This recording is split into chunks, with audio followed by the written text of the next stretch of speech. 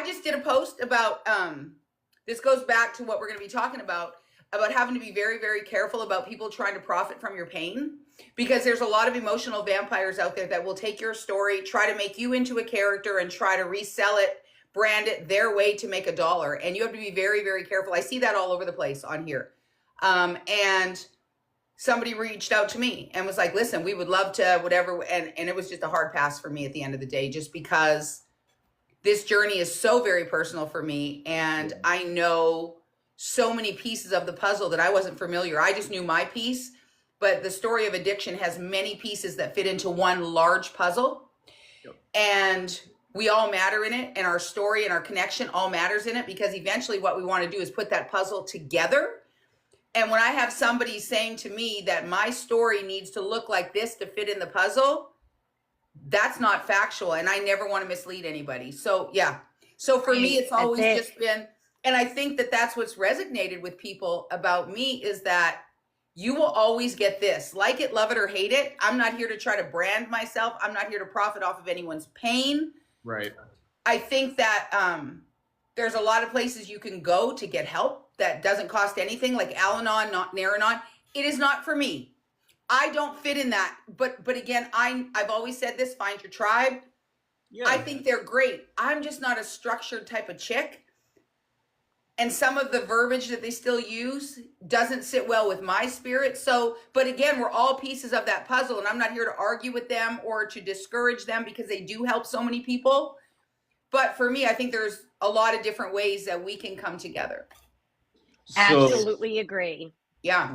One thing that Marie and I were kind of talking about before this, I was talking about how I've been sober long enough that I am kind of like disassociating from everything that I went through. It just, it doesn't mean as much now, because in my head, I'm just like, I just want to tell people, get over it and stop using. I know it's not that simple, but it's been so long and I'm so far past it. It's like where my head instantly goes, and it's the wrong way of thinking. So I'm trying to figure out what that means, because like I'm still trying to help people here and there, and I want to help people the right way, but it's seriously, it's hard sometimes.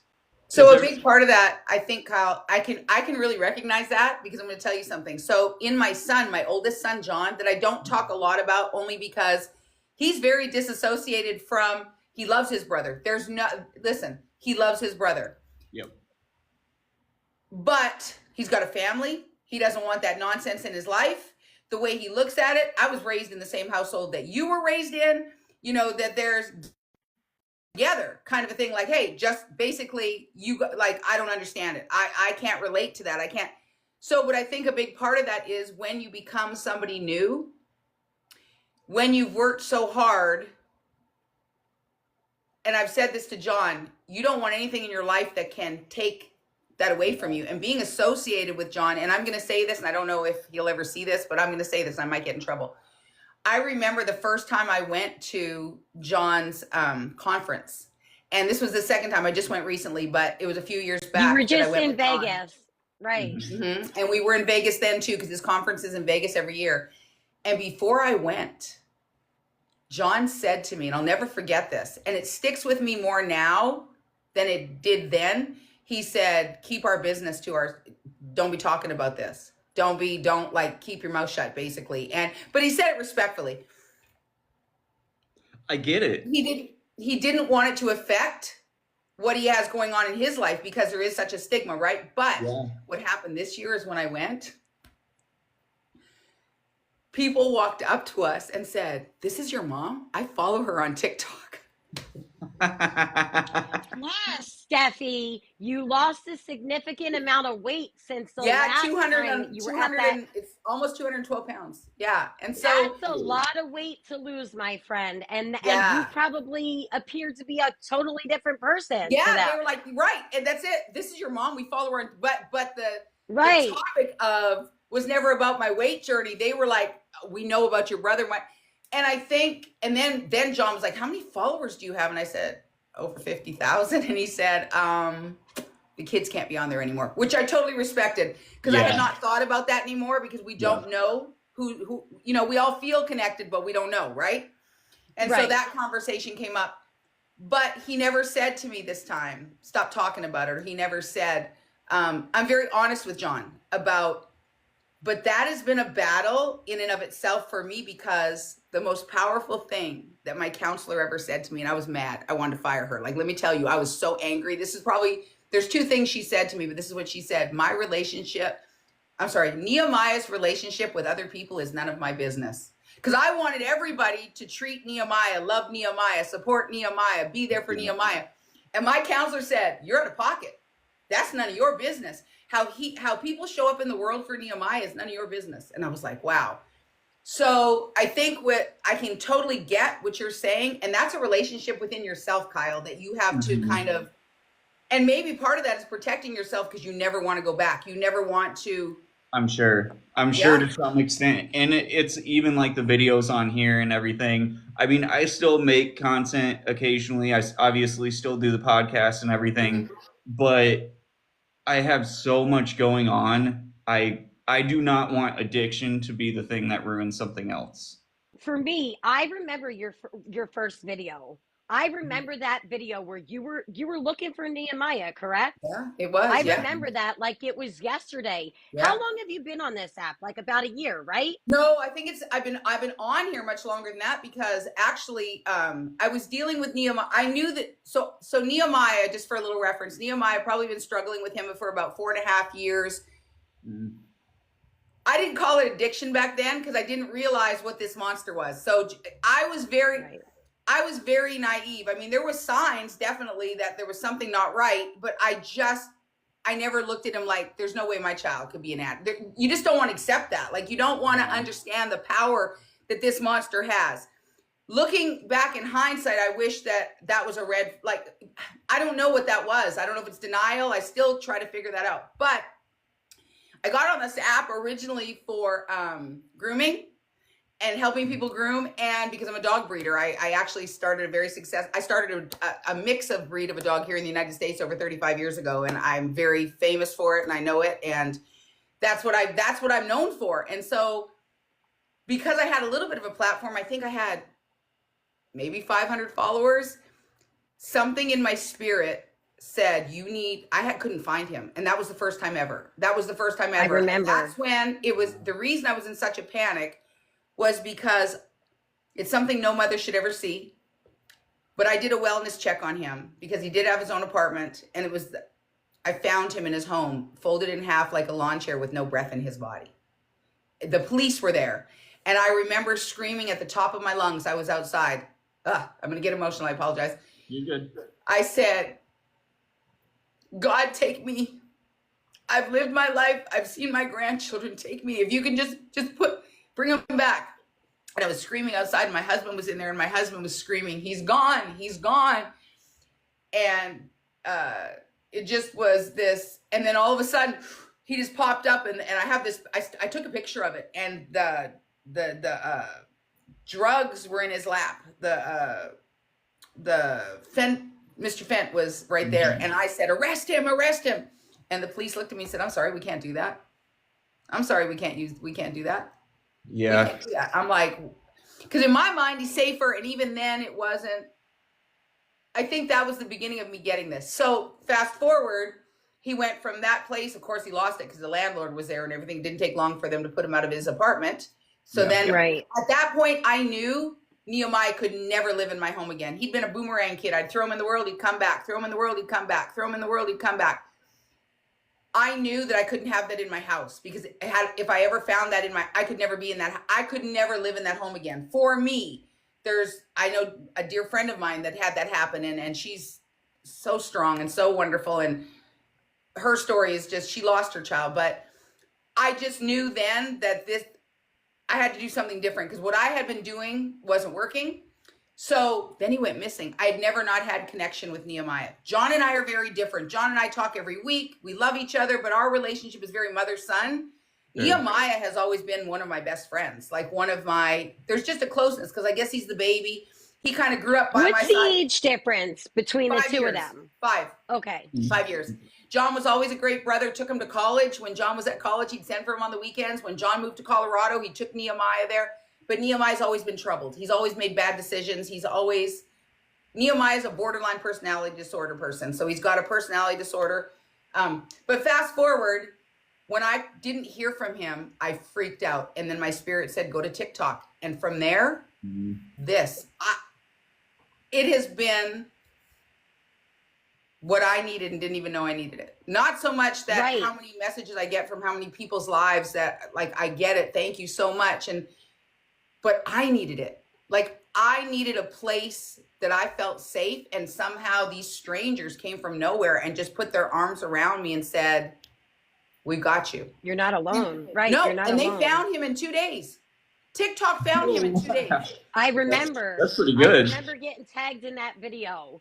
And it was nationwide. It was nationwide. I was so happy to see the response that you got from that original video. Seriously. Yeah. And to be able to come out and start speaking openly about something that you felt was shameful at one time, maybe possibly. I did. It's like freeing, right? It's freeing. Shame kept me very sick. Guilt. I'm sure. Shame kept me sick. Out of all of it, the shame kept me sick because it keeps you silenced. I want to kind of go back to that time, like whenever you did feel that shame and I don't know, you maybe were noticing the signs, but you were afraid to like really realize what was happening. Mm-hmm. What were you like? Were you seeing him kind of crumble and were you trying to correct and it just wasn't going, or what happened there? I was totally rescuing him and not allowing natural consequences to take place. Yep. I'm a fixer by nature. Both of my kids will tell you that. When I had Nehemiah alive, he said she didn't allow me to learn how to. Like I said, Nehemiah always had troubles, and I was always there to fix, to rescue, to create an environment that he didn't have to learn a lesson. And unfortunately, I had to come to terms with that. My helping was hurting him. And what that looked like was, I'll give you an example. And this is where, and I say this, I was at such odds with my husband. Like our marriage, we were so separate, and I was ready to leave. Like divorce was inevitable at that point. And we're talking about 35 years of marriage. And so, but I was going to walk away because, you know, again, my expectations of him were, you better get your shit together or I'm out of here. But this was the moment that I thought, what is this? Nehemiah was living at home. I don't know where he was, but my husband came downstairs and said, he's smoking pills. And I said, what are you talking? What is that? What? Huh? What is that? What do you mean? And he brought down these straws and tinfoil. And I was like, what is that? Right. Now that was that was like, how do you smoke pills? Like I could have understand maybe a crack pipe or see it, like, you know, because I've seen something like that, but not pills and what are you talking about? Well, then I also realized, because I have lupus, that my tramadol, there was kind of like, and I've never been one to take it as much as it's subscribed. So I had a lot of it. There was a lot of my tramadol that was gone. Then, so he had to leave. Nehemiah had to leave. Yeah. And he went to go stay. I think he ended up staying with some girl. I don't know, but he just could never get footing. And I knew, but then it was always the grass. You know what I'm talking about? Smoking the grass. Yep. I don't want to say something to get us violated, but you know what I'm talking about. Anyways. Yep. I always thought it was that. I never realized that it was this serious. And then I realized, when I saw him folded in half, not looking like he had any breath in his body, that was my waking moment. And the biggest part of that, the shame throughout that is caused by, I didn't recognize the signs. The shame was never, and I will die on this hill. The shame was never my child. I never had shame about the addiction. I never had shame about he's caught up in this. And I don't know why. I don't know why that I was never ashamed of that. I was ashamed of me for not knowing the signs. I was ashamed of not picking up on it sooner. Right. Yeah, I was Right. very ashamed because I think that we wouldn't be here, right? Right. And that's one of my writings that I'm working on right now is forgive yourself, girl. Like, let it go. Like, I always say that I walk in constant forgiveness for Nehemiah because he's sick. What's more difficult than that is walking in forgiveness for myself. The woulda, Right. shoulda, coulda, what I could have done, what I should have done, had I not done this, that's very, very difficult. And that is the hardest part. And the guilt and the shame. And then speaking out about it, I've always had a big mouth. So that's never been hard for me to talk about that kind of stuff. But what I did realize is there's people that don't want to hear it. Yeah. That's where you're made to feel very, very uncomfortable. John, that's why that stood out. 3 years later when I was told to, and I didn't have this platform to be able to talk. Right. Friendships. I did a video on this about you will lose friends along the way and I have to walk in forgiveness and just let them go. I see a lot of friendships being dismantled right now over politics. Mhm. I see friendships, families and whatnot, and I get it. At the core of who I am, I truly believe this, that the people in my life that are supposed to leave will, and sometimes it becomes pruning season, even when it comes to the disease of addiction. I cannot stand shoulder to shoulder with somebody that says this is his choice. I cannot stand shoulder to shoulder with someone that says cut him off. I cannot. And so sometimes I have to remove myself from those situations or not put myself in groups that belong that. You have to find your tribe during this journey. You have to. You absolutely have to. And that can be hard to do. And I'm a firm believer that the right people find you. You never have to look for those people. The people that want to hear your message will find you, and that message will resonate with them. And the ones that don't and have the really crappy things to say, they found the right girl. Because see, these lips will cut you in half and make you run home and cry to your mom. That's what I love about you. Yeah, no, you don't. Because the thing about it is I'm old enough now to know that the people on the internet, I mean, we do make real sisterhoods and brotherhoods and relationships on here. I do believe that. But I also know that the majority of people I don't know, they don't know me. They have no impact on my life. They're not my husband. They're not paying my bills. They're not that. So I can separate the two, but there's a lot of people that can't. And they come on this app truly for love, truly because their lives are just so broken and they're so hurt and they're just looking for a place to belong. Yep. So if you come at me knowing that I have a big mouth, I can't imagine what a horrible human being, and you don't know what that will do to somebody that can't defend themselves. What is your take on the whole it being a choice thing? Where do you think choice comes into it, if at all? I'm going to say something on here that I've never told anybody. Okay. And I carry a lot of guilt for this. So I remember when John, and I can talk about this, but when John was in high school and he decided to mess with the marijuana thing, he came home and he told me, hey, I tried it, didn't like it, cool, whatever. I actually did it with Nehemiah when he was 16. And we went to the park. And that's okay, because you know what? You said you had a different type of relationship with him. Yeah. And as a mother, you thought you were doing what was right. Yeah. Protecting him almost. Yeah. But I looking back now. You wish you hadn't. Yeah, because 100%. And I don't beat myself up over it, but I just think it was bad parenting. In my opinion, for myself, it was not a good parenting choice. But I look back and I think to myself, did I give him permission? It wasn't a choice. Did I give him permission?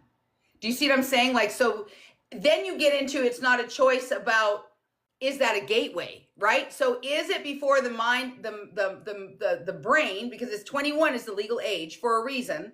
Right. When people start at 16,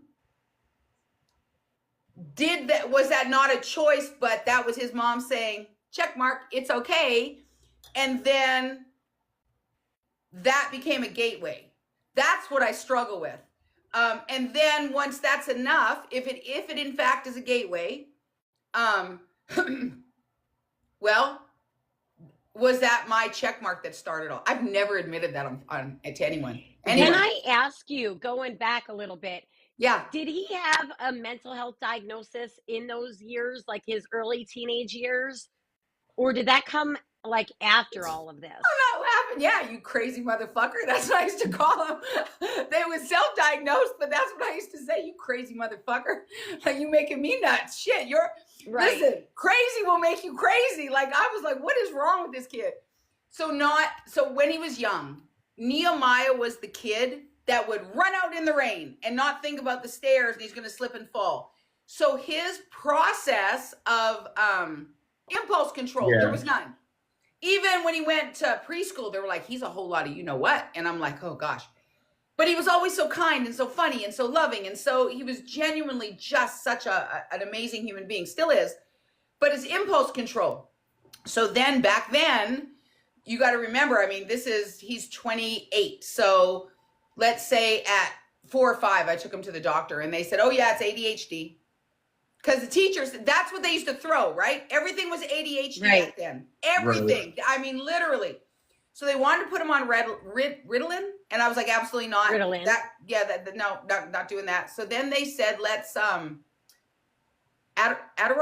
I think it was Adderall. So they had him on that for a while. He said, I hate the way this feels. I don't want to do this. And I'm like, okay. So we did it without.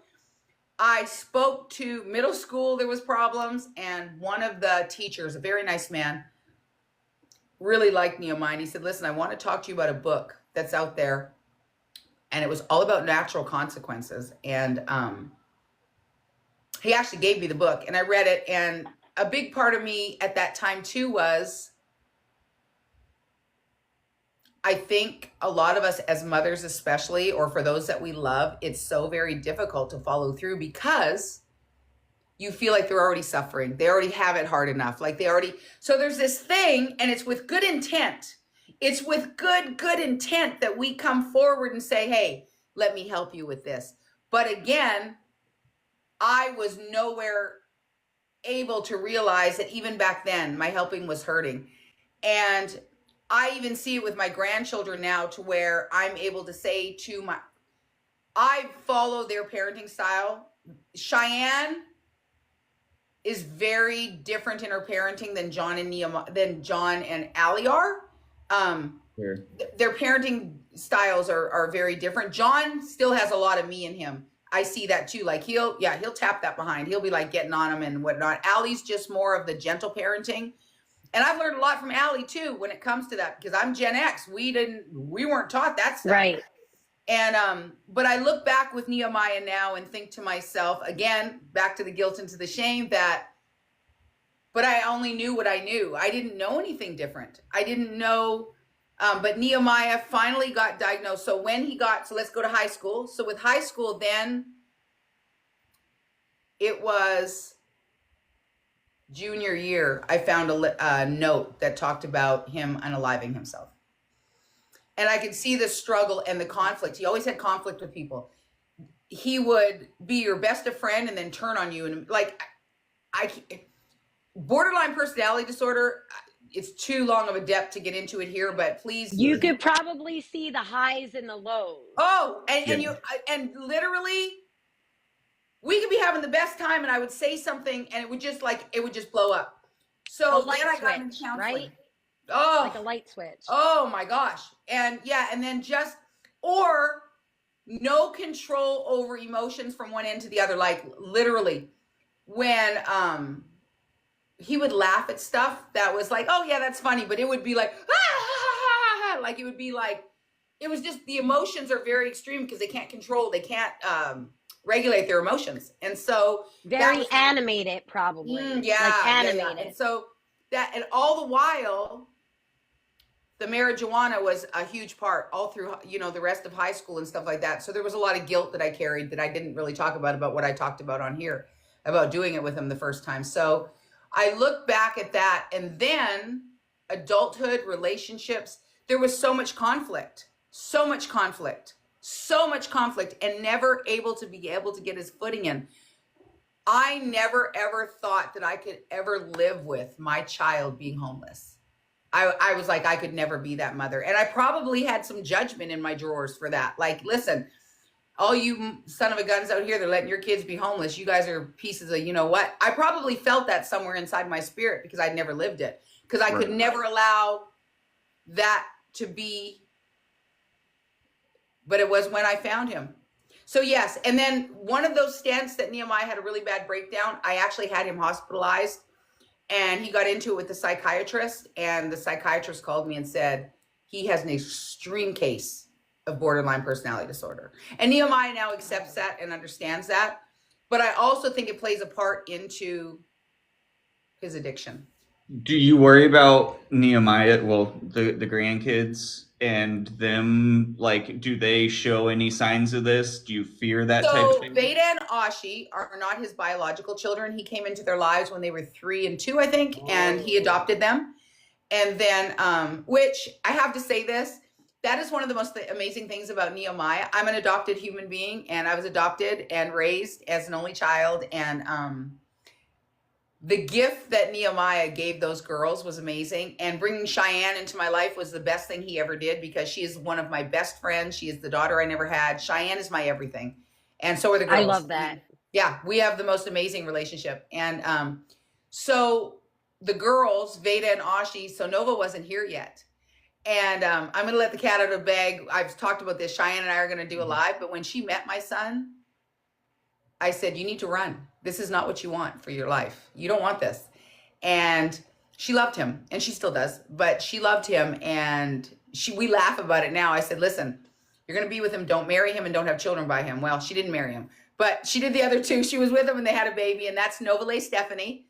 Yeah. And Nehemiah, yeah, we worry about Nova. There are some traits in Nova that we have talked about. We don't know if she's on the spectrum a little bit, but Nova she's a lot like her dad. She's a lot like her dad. And the problem is with borderline personality disorder, you can't get diagnosed till much later in life. You can't diagnose a 5-year-old or an 8-year-old. So, but we definitely are very aware. And the most beautiful thing about Cheyenne is she is not an absent parent. She's very open to any suggestions, even when the other thing that I love about her is if she's overwhelmed and if she can't, she'll call me and be like, can you please come and get them? Can you come and get Nova? And it's really mostly Nova, because the other girls are 8 and 6. They're pretty self-efficient as far as go watch TV, I need a break or whatever. Right. But with Nova, yeah, she's a lot. And there is a lot that we worry about. It's a lot. A lot of the times the first go-to diagnosis is ADHD or oppositional defiance disorder. They're the two that I hear diagnosed the most frequently at those ages. Mm-hmm. So knowing what you know now, whenever you see those issues with Nova, and obviously you and Cheyenne talk enough that you can be cordial, do you try and like treat impulse control differently? Does that make sense? Because that's so much of the problem of addiction. The impulse control is horrible. Correct. So one of the things that with Nova that we both agree on is that she gets us frustrated really easy. So it's super easy to be like, get your ass over in that car. As a parent, it's so much easier, right? It makes it easy versus. I'm guilty. I'll give you an example of how I handled something totally different. She had thrown a bowl of cereal on the floor. Okay, so guess what? You're 3. That's not my job to pick up. You're going to do that. Yep. But instead of being like, get your ass over there and pick that damn cereal up. That's me. That's me. Girl, you want me to tap that tail? Get your ass over there and pick that up. Nova will look in your face, and I love this about her because she knows who she is. No. Huh? What did you just say? Girl, get your ass up. Look. So now she would get along with my kids. Yeah, so my grandparenting, and what we do now is sometimes we give in, which is not good. Be like, it's just not worth the battle. Or I will go to her and be like, listen, I understand that you don't want to do this. Would you like my help? Can I hold your hand while we do this? And so that's what was happening. The cereal was over the floor. I said, and then she went over there and she fell. It was kind of dramatic. It was intentional. And I just went to her and I was like, hey, I'm really sorry that you fell. Did you hurt yourself? Yeah. I was like, well, would you like to walk with me over to the trash? Because you have to throw your cereal. I mean, it takes so much energy. Yeah. And you're like, ah. Yeah. But it's helping her to understand that she has support with her emotions. And I think that that's, I didn't know I didn't have that in me. I didn't have that in me, but I can do that now. And so grandparenting is way different than parenting because I can do that. The other great thing about Cheyenne, and I don't want to tell her story, but Cheyenne has a story that she has to tell that has everything to do with addiction, the way she was raised and whatnot. And what I love about Cheyenne is she's a new generation of parenting as well. Like, you do choose your battles. Not everything matters. Not everything. But Right. the other thing I love about her, if her kids ever were out of pocket to me or whatever, they would, and the same with John, they would never tolerate. Like, they teach them the respect. And in the event that I've got to snatch one up and be like, let me tell you something. I'm still your grandmother. I remember Athena said something to me. Her parents, that's my granddaughter, John's oldest. Right. And they had gone to Australia for 2 weeks. So I flew out. And at that time, the last one wasn't born. I had Athena, I had Owen, and I had Jameson. So they were 6, 4, and like 6 months old. And they were gone for 2 weeks. And I was by myself. And Athena said something to me at night. And I don't know. I don't know. She got real smart in the mouth of me. I said, let me tell you something. I'll choke the out of you. Don't ever talk to me like that again. She said, you can't do that. I'm going to call my dad. I said, call him because he's got receipts. Call him.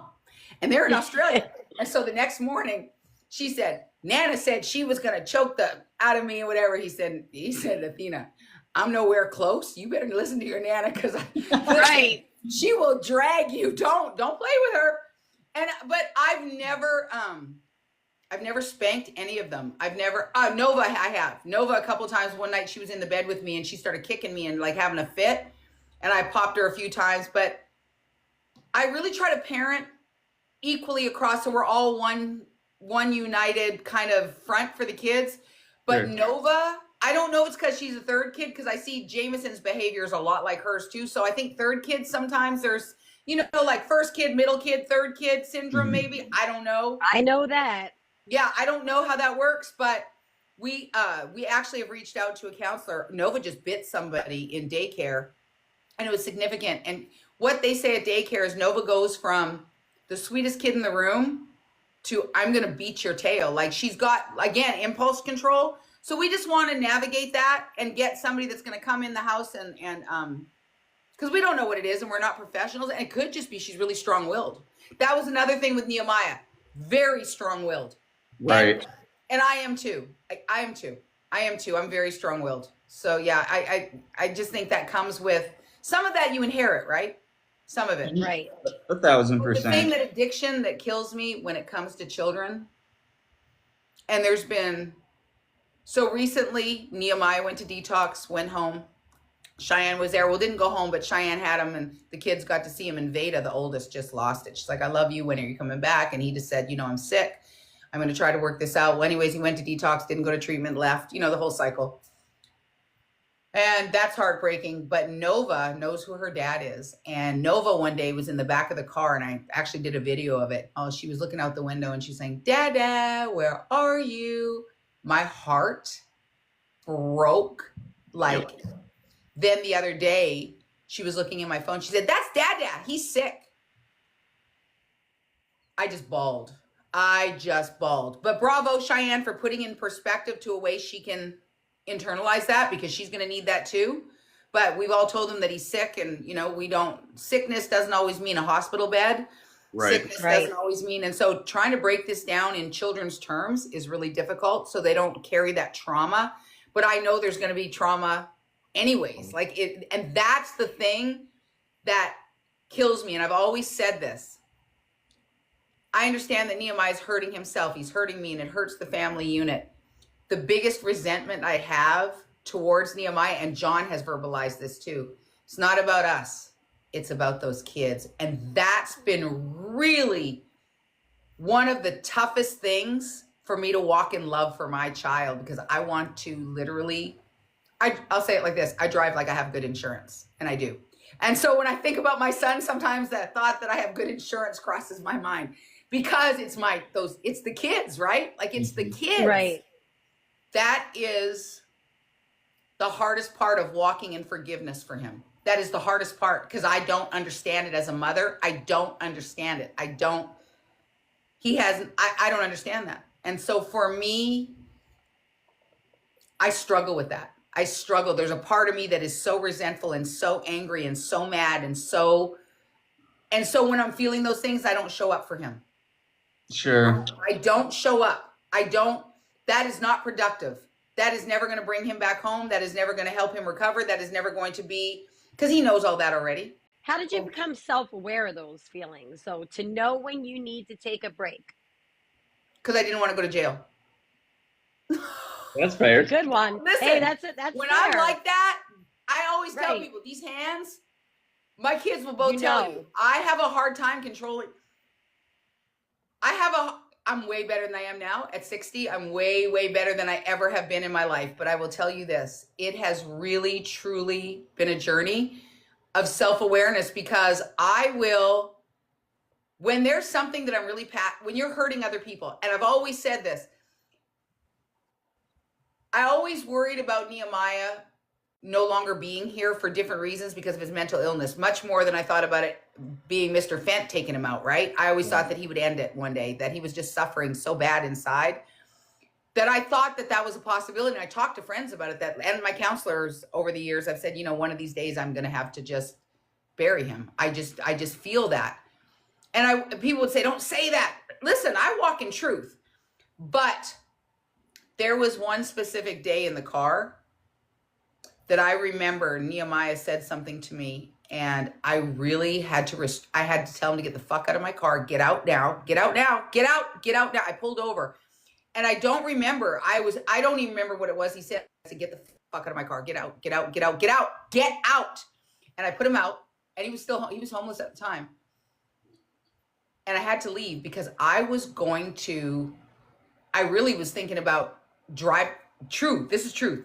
Driving my car off a bridge with him in it. Like him and I were out of here, because it was the destruction that was taking place and the hurt that was happening to so many. I was like, I'll end it for me and end it for you too. I hate to say that, but that's how deep and dark you will go sometimes with this disease. And until I truly was ready to fix me and really dig deep in me into counseling and deal with my own trauma and why I'm a fight or flight. You never have to worry about Stephanie flighting. I'll run to a fight. I'll never run from one, ever. I don't care if I might lose, but you'll know you were in one. But that's childhood trauma. And until I really started working on me and fixing me and showing up differently in the world, not just with Nehemiah, my relationships. I shared this one time. I'll never forget when my husband said this to me, and I wanted to knock his lights out. He said, your happiness is not my responsibility. What did you just say to me? Those are fighting words. What do you mean? Now that you've done therapy, do you now see how that could be true? Yeah, it's very true. Yeah. We have to create our own happiness. Yes. Right? That is he said it. He said, that is way too much responsibility, Stephanie, for you to ever put on anybody. Yep. It's unfair. I had the same expectations of John. Like what we do in relationships in general, a lot of times, if we have trauma inside of us, we're looking for somebody else to fix us, whatever that space is that we hold them in. I'll give you an example of John. I always held John almost like a surrogate husband, but not in a weird way. But that I went to him for things that maybe I didn't get in my relationship or I was looking for. And I'm going to tell you, what I love about John is his honesty. And I love the cloth that he's cut from, because he will tell you like it is, not trying to be an asshole, but just he will tell you. And I will share this with you. I called him one day. I'm so embarrassed. I wasn't getting what I needed at home, and I was just falling apart all over. I was sad that my father was no longer alive. I was sad that my marriage wasn't where it was. Nehemiah's addiction. It was, and I'm calling him and I'm crying. I'm crying, and he's like, calm down.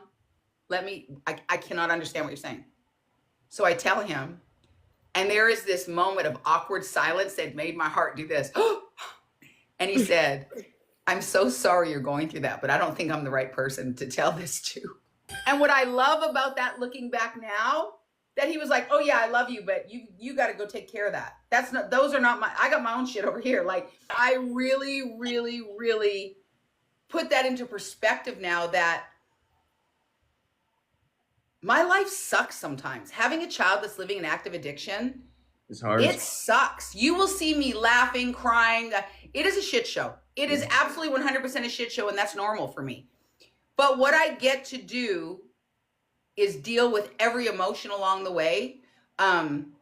And I get to choose to still live. See, I was not able to put that all in one place at one time. I was not able to think that I could hold hope and hurt at the same time. I didn't think I was able to hold anger and laughter and joy in the same cup, but you can. You can. It absolutely is possible. And the biggest thing is, it's by choice. It does not happen organically. It does not happen. It is a choice that I have to make every day, that I have to get up. What is the dynamic with you and your husband whenever it comes to all this? Like, whenever you guys talk about it or have to deal with it and he's involved, does it turn into him? Now or then? Now or? No. Now. Okay, so now he will say, I think I'm going to go look for Nehemiah. Okay, babe. Okay. He will say, do you want me to come? If he feels like it. Like, I mean, yeah, he's just, okay, or I'll be like, hey, I'm going to go look for Nehemiah. Hey, I'm going to go look for Nehemiah.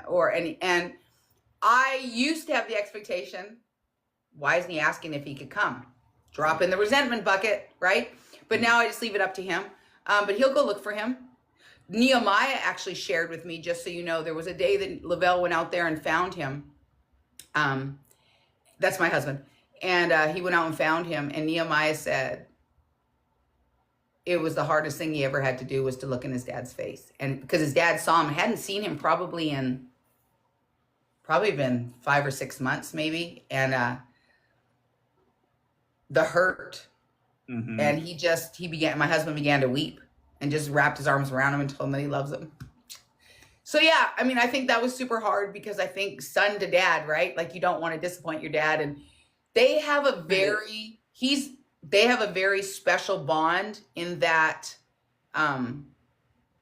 he loves his dad. Like, he loves his dad. And Nehemiah, he loves me too. I mean, Nehemiah, I tell people this all the time. Both my kids will go to jail over me. I'm the one thing you don't mess with their mom, because they both will come running.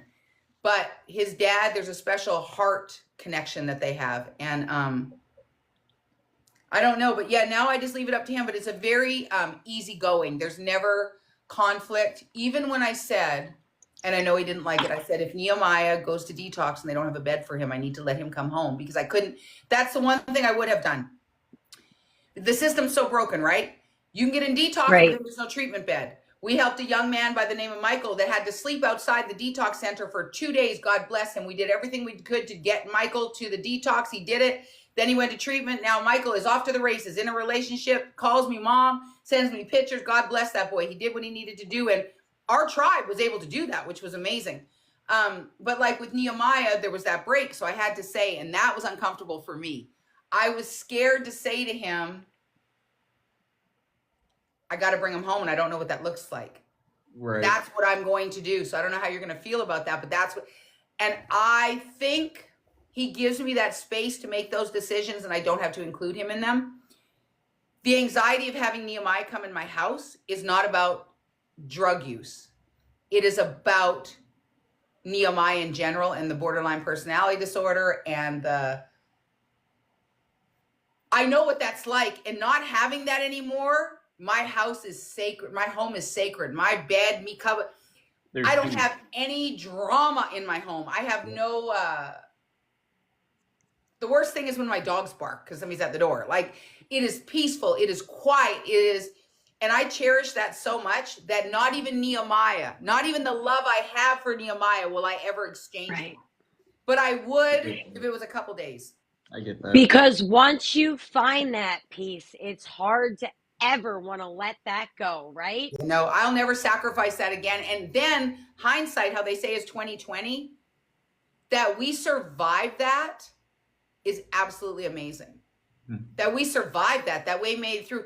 I've often thought that there's a lot of families, they talk about that when they lose a child, the marriages usually don't succeed after that. Like when a child passes, for whatever reason, a lot of times the marriages don't succeed after that. And that's another guilt that, and I don't know if anybody, there's a proper terminology for it. If you guys have it, please, I forget what it's called, but my dear friend Jenna on here that lost Bam, her son, to fentanyl overdose. She brought him home after 5 days. He went to her and said, hey, you know, I got a problem. They brought him home. Within 5 days, I think it was, that she had found him passed away, which is just devastating. And she's so strong and so courageous and tells her story so beautifully. And I think, I don't know that could be me, but the guilt I carry is I grieve for Nehemiah like he's already gone. It's this thing where you're grieving the living.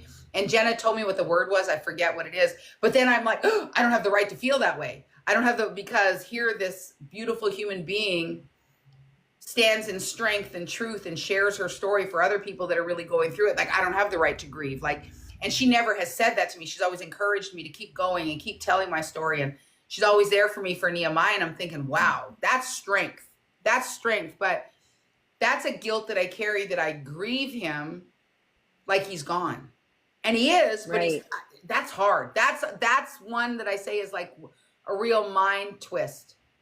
That's a real mind twist. But I think about how I never want to be a member of that part of the piece. I don't want to be a part of that piece of the puzzle. Do you think that that's another reason why you're a little more hesitant on letting him come back to your house in between these stints of rehab and stuff? Because you don't want, God forbid, something happened. I couldn't live in my house. Because you couldn't live with yourself, No, right? I couldn't live in that house. Right. Yeah. And Right. the other thing I say is I'm not, and there are times in this journey, and I'm saying this, if there's anything that I ever want to make clear, it is okay to take care of yourself while you are loving somebody through active addiction. It is okay to keep your peace. I protect my peace at all costs. And that's something I learned from my husband. I do have to say that to him. He literally says it in ways that I can get it now. I wasn't willing to hear it before, but now I am. Yeah. Our home is our refuge. That is the place I run to. His arms are, and having Nehemiah home, like I said, it's not just about the addiction or having him overdose in my home. It's really about, I don't want to deal with the bullshit in my home. I can deal with it in the streets because I can leave it there. But once you invite it in your home, the other thing is, we have a law in Washington State. If you allow someone to lay their head in your house for more than 3 days, you have to go through the courts to legally evict them. No, thank you. That's a hard no for me. No. Wow. Because if he were to pull that card, right. Then I'm going to jail. So I have to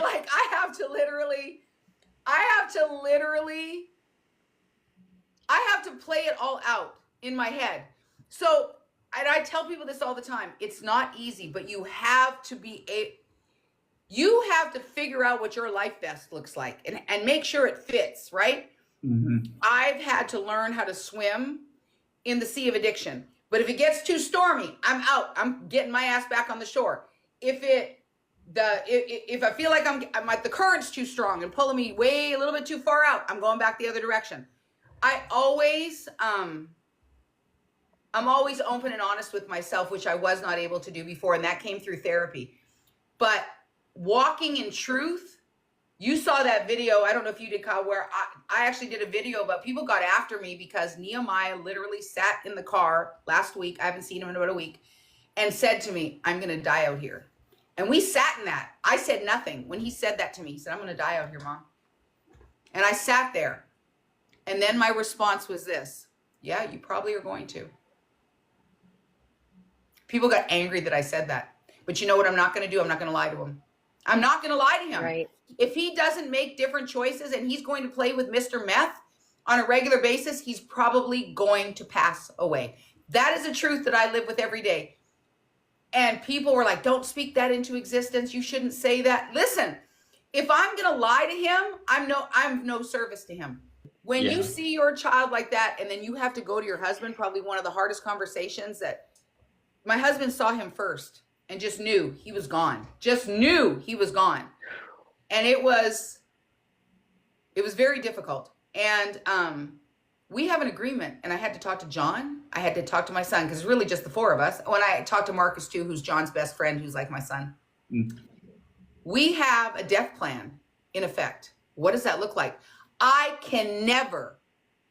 know emotionally, physically, mentally can never see that again. Ever, ever, ever, ever, ever. So in the event we get that knock, we get that thing, my husband has made the agreement, because he's my protector and loves me, that he will go down and do the identification.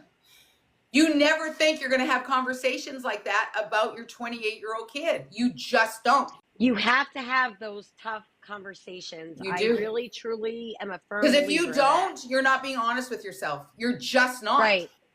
And I wasn't. I agree. But everybody gets a wake-up call.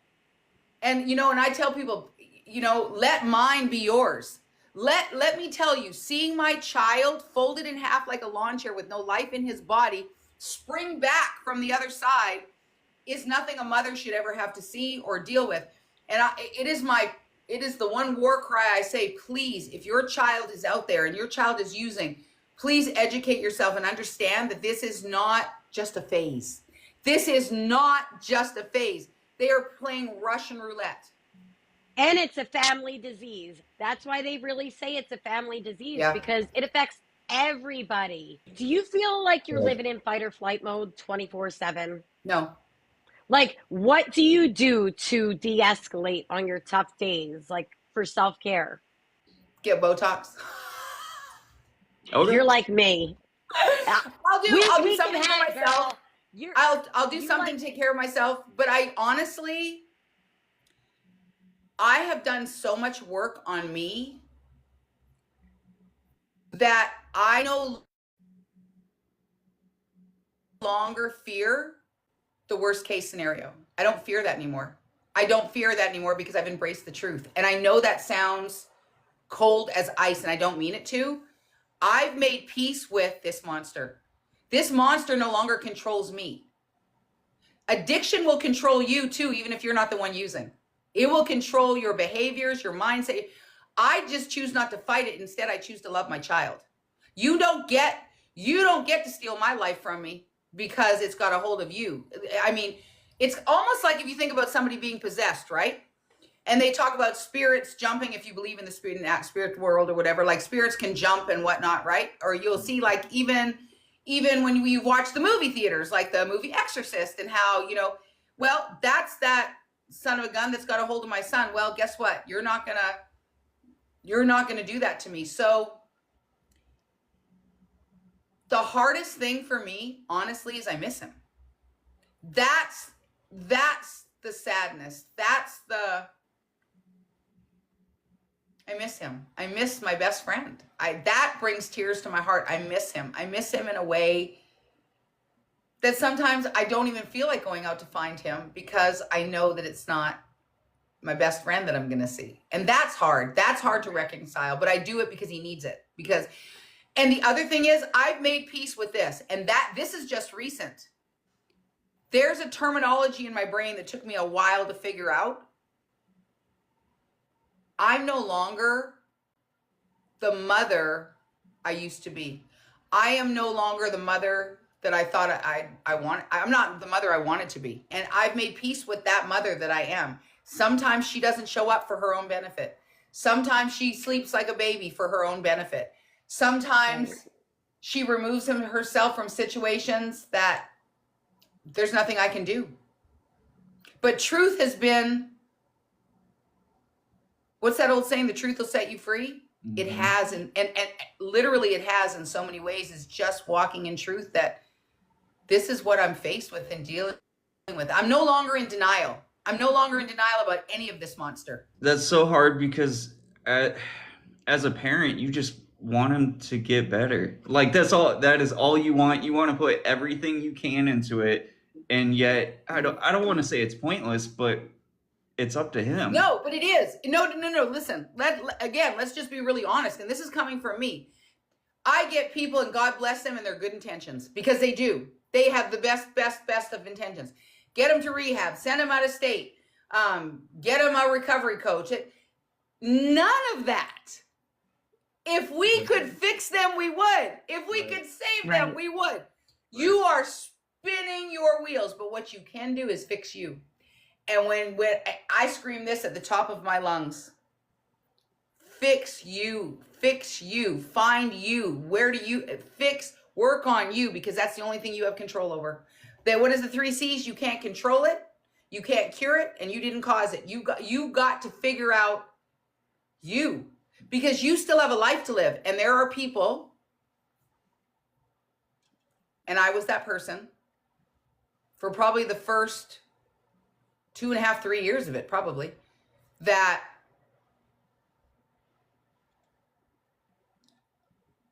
I didn't know I was that person, but I was loving him to death.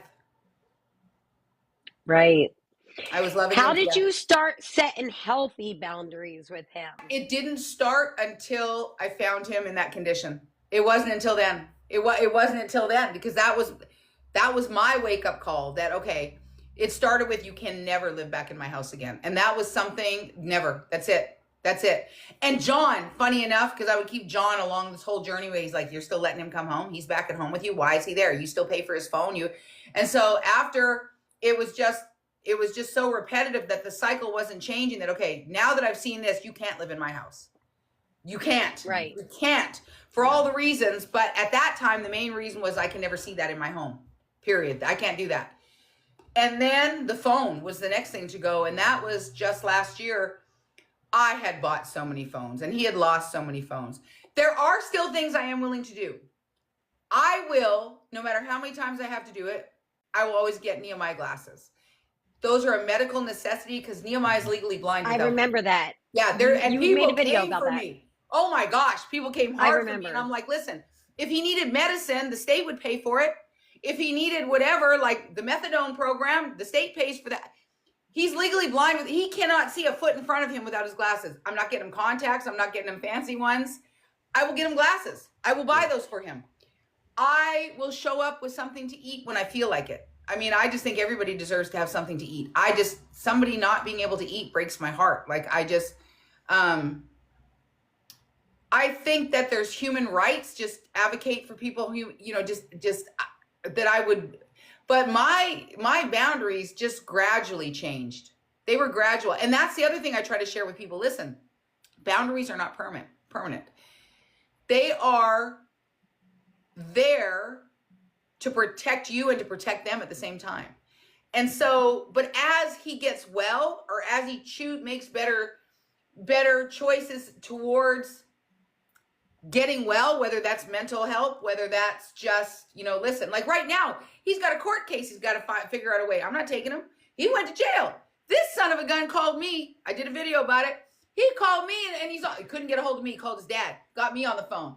I have told my children since they were young, you go to jail, I'm the wrong chick to call. You are wasting you should call Ghostbusters. You should not call me. Right. You shouldn't call me. And I was like, no, absolutely not. What'd you do? And there was theft involved. Oh, now you're stealing? Absolutely not. No, didn't go. We did not. Absolutely not. Nope. And those are natural consequences. If you steal and you get caught, you're going to jail. Yep. Before, ask me 2 years ago, I would have went and got him and brought him home. I probably would have gotten him an attorney. Absolutely not. Nope, not doing it. And I felt no way about it. I didn't feel bad about it. Nope. And so for me, they just gradually changed. And now we're at a place where I'll probably go look for him today. I looked for him yesterday. I haven't found him. I haven't seen him in a week, so I don't know what that means. Those moments of the long going silence are not as hard as they used to be, but then you kind of think, okay, is this it? You kind of start to think, always. Where are we at with that? Yeah. But they gradually change. Now, like I said, if Nehemiah starts getting healthy, and I'm always there to help him and support him with better choices. I won't take him to detox. And I love that. Mm-hmm. I won't take him to detox. And I'm not taking him to treatment. That boy had me chase my tail so many times, had other people that were supporting me nope, not doing it. You want to get to detox? And he said to me, he's like, that's a far walk. You've walked farther to go hang out with Mr. Meth. You've walked farther to go hang. If you really want to, go get it. I'll support you when you're there. I have a whole bag of brand new clothes for him. 3 jeans, 3 shirts, a winter jacket, all that stuff that I have for him. And it was in the car one day when I saw him. He's like, I need some underwear. I don't know what to tell you. Go wash them. Go to McDonald's and go in the sink and wash them. And he just looked at me. He said, Mom. I was like, all that stuff, you left detox. You were supposed to go to treatment. That's not the agreement we made. Yep. So now, in the event that I feel like I want to give him a winter coat and I want to go get him one, I'll go get it. But no. And Nehemiah doesn't ask me for anything, really. The other thing is disrespect. I have never, ever dealt with a lot of disrespect from either one of my kids. Like I can honestly say that the only time, but both of them know who I am. Nehemiah on Veda's birthday, meth and Fent, totally different stuff. That meth makes people cuckoo birds for Cocoa Puffs. Yeah. Nehemiah jumped up off the bed. He was mad about something and he'd been using, and it was Veda's birthday. He jumped up off the bed, and man, look here, he's 6'4", 6'5". And I jumped up. I said, what are we getting ready to do? I said, sit your ass down. And he looked at me, he's like, yes, ma'am. And sat down because I was ready. I was like, what is that? But that's really the only time I can think physically that I've ever, but that meth, then I realized when he's on meth, he talks a lot of gibberish, and one day was talking about Cheyenne was stalking him and leaving the kids' toys in the alleyway to find him. I said, listen, I love you. I'm going home. Love you. Bye. Get out. I don't stick around for that. That Mr. Meth makes me nervous. I don't know that person. That meth, that makes me nervous. That makes me very nervous. I don't physically feel safe when he's on that. Has he ever tried medicated assisted treatment? Yeah, Suboxone. He got really, really, really sick. Really, really sick. And then, funny enough, you ask, he was on the methadone program and was still using. So it made no sense. Like he's not ready. He's not ready. And people always with good intention say, do this, do that, all of those things, but they have to be ready. You can't save them or we would. You can't fix them or we would. Years ago, I was on the clinic and I was using the clinic for the wrong reasons because I wasn't ready. And I don't know. And then people say, just let them hit rock bottom. When you say that, I just want to touch on a little bit about words matter. The problem with rock bottom is some of these moms I know, their rock bottom is a casket. Mm-hmm. And I want to fight. Right. I want to fight as long as I can beside him. Not for him. It's not my fight. Yep. But for him, and just be that voice in the darkness. And I think that that's where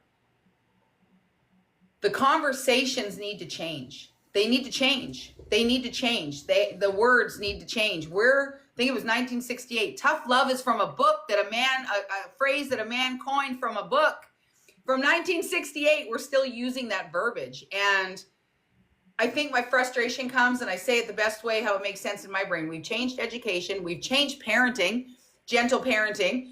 We have people now that are disabled that can be integrated into the classrooms throughout the United States, which is amazing. We've done so much work in so many areas, but we're so stuck in this old school way of dealing with the disease of addiction. And I think that the conversation has to change. I think we have to say it's okay to love them. It's okay to show up. It's okay to do, Brandy Mack said it best, do what you can live with. Because you're the one, at the end of the day, you have to ask yourself. And I said to John, I had to ask John, because I held resentment that John hasn't come home to see his brother and face this and deal with it. It's not his responsibility. I don't anymore, but I did. And, he has to do what he can live with. Because I told him, we're not going in a good direction. This is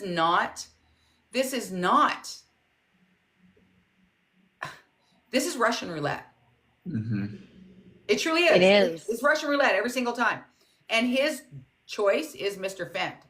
And it's on a regular basis. Being out on the street and finding him and stuff like that, do you think things are changing just from a generalized standpoint? Maybe not For even him? for him. For him? Just for everybody. Like, do you think things are going in a good direction? No. Or are they No. slipping? Yeah. No. And I'll tell you why. Our system is so broken. Mm-hmm. Our system is so broken. We will pour more fucking money into fixing roads than we will human beings. Yeah. We will pour more fucking money into a mechanic or raising the prices or whatever, but we won't pour it into our teachers and get more education in the teachers, where fentanyl is actually hitting the school. Oh, I'm going to get passionate about this. Fentanyl's in our schools for kids, 6, 7, 8 years old. Mm-hmm. We do not value human life. We value the cost of groceries. We value the cost of services, and we want, but we don't pour into humans anymore. And that's where the problem lies for me. And I think that some of the people on the hardest battlegrounds are facing this and working in these systems, trying to make the difference. And that's why I say at ground zero, it matters. We all have the power to make a little bit of a difference, and every little difference, if we all make one ripple, turns into a fucking tidal wave. And I think that not everybody's like me, but you can just drive by and put a case full of peanut butter and jelly sandwiches on a curb by people. You don't have to walk up. You don't have to talk to them. You don't have to hug them. You don't have to do any of those kind of things. Just reminding somebody that they're still a human being. Right. That's how sad it is that they've lost hope. They've lost, quick example of that. The other day, I was handing out dog food. Thank you, Purina. Thank you, Samantha. We have partners that have actually donated coupons for me to go get food and hand it out to the homeless pets. But I was doing that, and I had left. I said, hey, I think his name is Tank. It's a pit bull. I said, where's Tank? I'd love to bring him some food. And they were like, oh, I'm going to go home and get him. I was like, okay. Well, when I came back, there was like 6 cops on scene, and it was in an alleyway. And I'm like, oh, I didn't want them to think that I'm getting out of the car delivering some stuff I shouldn't be. They don't know me. I don't know them. Right. And so I just waited. And then Andrew, his name is, came over, and he did not have Tank with him. I guess the cops had pulled up, but they were arresting somebody. And so I just said, excuse me, officer, I have some dog food and whatnot. He said, what are you doing? And I said, I've got some dog food I'd like to hand off to you. He's like, oh, to Andrew? I was like, yeah. And one of the cops said this, and it was so sad. He said, stop feeding the birds so they stop shitting all over the properties. Wow. That's an officer that's handling. Yeah. And he didn't say it to me, but he said it in my passing. And you know what? Am I going to turn around and say, fuck you, you stupid? Listen, I could have cussed him out, but I'm just going to get arrested. It's not going to help. But anyways, what I did do, though, to counteract that in front of them, the other officer was like, yeah, that's fine. Go ahead. And I was like, okay, I just want to make sure it's just dog food. Because, I want to, if they see me out there, I want them to know what I'm doing. Right. So anyways, I'm giving him the dog food and whatnot. And I said, Andrew, get off your bike. I gave him the biggest hug. And I was like, I love you.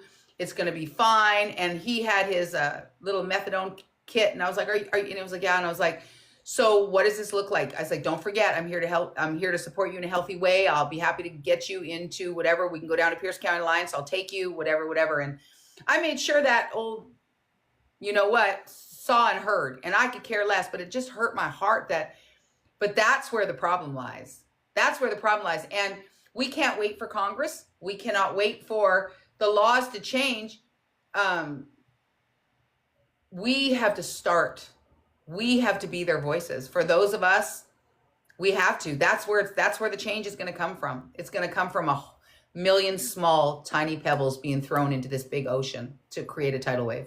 And I feel like a lot of the problem with, I don't want to say all police officers, but a lot of police officers, they see this so much. Some of them aren't even actually that way. That is not truly what they believe. But They see it so much, it's desensitization. It's like they just don't care. They're trying to finish their shift, and to them, they're dealing with another junkie. Well, listen, and I am, and anybody that knows this about me, I am a cop lover. I love cops. I think that we need them, and I think that it's so sad because much like you were talking about in the beginning, you get desensitized to it, right? Mm-hmm. Like you get so far removed from that. But I'm going to tell you something. I always tell people, be very, very careful when you forget where you come from. Sure. Right. Because you know what? It could be you next and one of yours, or could be that cop's kid next. And then he's going to be like, wow. And because it happens, I never thought it was going to be me. I never in a million years. And I don't know what this is going to look like. I don't know what this is going to be 10 years from now. I don't know what this is going to look like. And we have to remain connected to this thing, because when we become disassociated, for whatever the reasons are, it's not helpful. No, it's not. Yeah, I understand. Well, I appreciate your honesty, because in that, you know, you might be able to look at it and be like, you know what, I gotta figure out where this is coming from. Is that fear that I just want this thing out of my life and never back in again? I'm not a counselor by any means, but I'm just saying, like, And that is part of it, 100%. Because yeah, I have realized how far removed from it I am now that I'm like, I do not want that to touch anything because it wasted a decade of my life. correct. And with children, you never want that to be a part of their life and a part of their. That's John too. John focuses on, I want my kids to be kids. I never want this to be a part of their story. Right. I don't want them to know. Do you talk openly with the kids age appropriately? I know that they're still young, but like my kids, they know like I'm in recovery. I'm very vocal about it. No, they hear me talking openly. Not about, and it's never, they don't know what it's about. They just know he's sick. As far as Athena, Owen, Jameson doesn't even know who Nehemiah is. He's never met him. Owen he's met him, but doesn't really know him. Athena remembers that that's Uncle Nehemiah, but no, they know nothing. They know nothing about that whatsoever. Nothing about that whatsoever. So no, no, it's just Daddy's sick. Daddy's sick, and he's going to try to get help. But right now, Daddy's sick. It's too much for them to understand in some cases. And I don't think they need that. I think the heartbreak is, I think Cheyenne and I are in agreement that until such a time that Nehemiah has proven himself that he will not be back in their lives. And, you know, it was really sad as we'd really hoped that they were the hope was they'd put their family back together again. And I love the fact that Cheyenne loves my son the way she does, but I love her enough, and I loved her back then, but she needs to choose her. And I told Nehemiah, somebody's going to come along and love those girls and love her too, because she's amazing. And I just want to say this publicly, because I have not had the opportunity to really announce this. Cheyenne has turned her life into such a living testimony. She went back as a single mother, didn't get her GED, but she got her high school diploma just this year. Cheyenne just got accepted into the Pierce County peer counseling program, and Cheyenne has a new job at Pierce County Alliance, and she is going to be working, and she's going to be at some point becoming a substance abuse counselor. So she's turned her pain into purpose for others. Yeah, and so she'll be able to really guide her girls as well, because she will.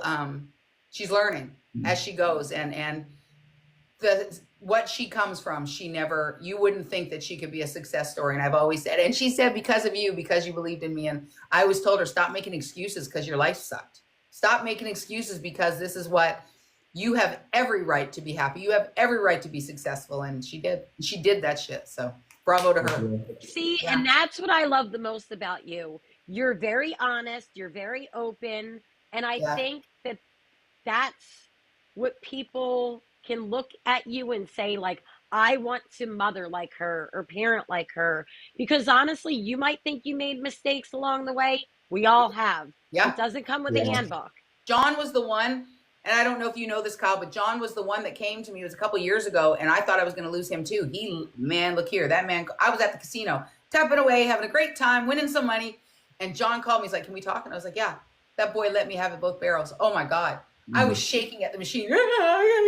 And I told him, I don't feel emotionally safe right now. We're not going to be able to get through this without figuring this out in a safe way. And since that time, John let me know that he's got a lot of feelings about choices I made when he was younger and just things I did. And it was never, about being the best I could do. I think I just sat in it and I owned it. And I said, okay, where do we go from here? And I'm so sorry that those were your experiences. And we talked a lot about Nehemiah and whatnot. And I got so fearful, because I know that this generation cuts their parents off.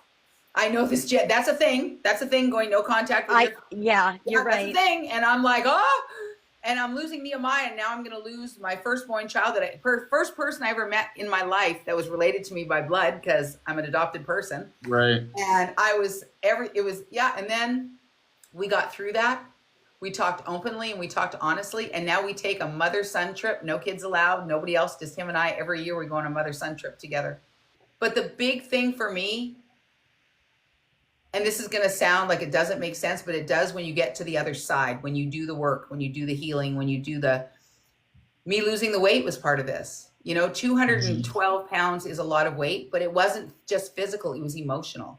There was a lot of trauma weight that I lost. There was a lot of doing the work on me and figuring out how to be me in this world and stand fast in that and be okay with that, that became because of the addiction, because I had to save myself or I was going to lose him and me in this. And learning how to love myself and forgive myself at the same time, which doesn't really make a lot of sense, but forgiving yourself is loving yourself.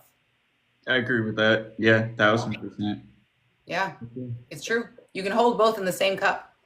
And then filling my cup up, my morning reflections. I do them every morning. I don't always share them, but sometimes I have shared them. And one of the things I try to do is fill my cup every single morning with gratitude, no matter how hard that it is. There's some days I still hate that motherfucker I'm married to. I love him to death, but I hate his fucking ass. Like, he's pissed me off or whatever. But in the morning, I reset every morning, and he does this for me. He does this. He goes to work every day. All the things, and I put that in. And then I talk about Nehemiah. What do I have to be thankful for today when it comes to that? What do I have to be thankful for? Because it's so easy to fill your cup up with resentments, and we do that without even knowing that we do that. We'll hold on to something that our wife said to us or our partner said to us or somebody said to us from a week ago. But it's still back there. We haven't even dealt with it. You notice how crazy that is, though? You can, whenever you feel happy, sometimes you feel happy for just that split second, but whenever you feel angry, it lasts for days and days. Yeah. Yeah. So in the morning, I try to fill up my gratitude cup, because what that does for me is, as things are pulling out, I'm not so empty by the end of the day. Sure. It's a real physical thing. And sometimes you got to talk to things. And I got that from Pastor Carter. I used to go to Good Hope Church. And Pastor Carter used to say, sometimes you got to talk to that thing out loud. And there are times. And my husband, I used to think he was batshit crazy. He always talks to himself. I was like, what the fuck are you talking about? Walk around it. And he would talk to those things. And I've learned that actually there are times where, whether I'm screaming in my car, you guys will see me sitting in my car a lot, because that's where I will drive sometimes. And sometimes I sit and I cry, or sometimes I sit and but like when I did that song that I just did to Nehemiah, I literally sat in that car and I felt all the hurt and all the pain, because it draws it out of me. Or when I'm writing, or that's to get some of that stuff out. But then to counteract just the natural points of the day in the morning, I always do a gratitude. I always do my morning reflections, and I fill my cup up with gratitude. And it's been one of the most amazing things for me to transform my attitude for the entire day. We got to cut it at that, homie. Okay. We're running close on time. Thank you. Thank you for having me. Yeah, you did. Thank you. All right. I'll talk to you guys soon.